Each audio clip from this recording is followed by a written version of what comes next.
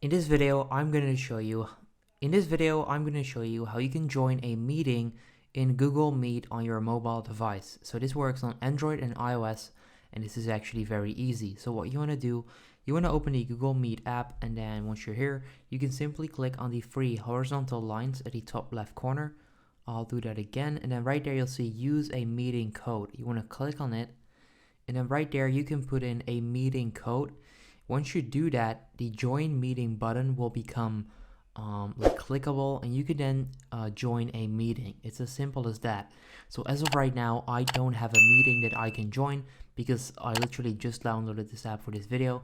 So there's no meeting for me to join, but this is pretty much how you can do this. If this video helps you out, please consider leaving a like. Let me know in the comments down below if it works, and then I'll see you next time. Have a good day. If this video helped you out, please consider subscribing to my channel to help me grow the largest how-to channel on YouTube.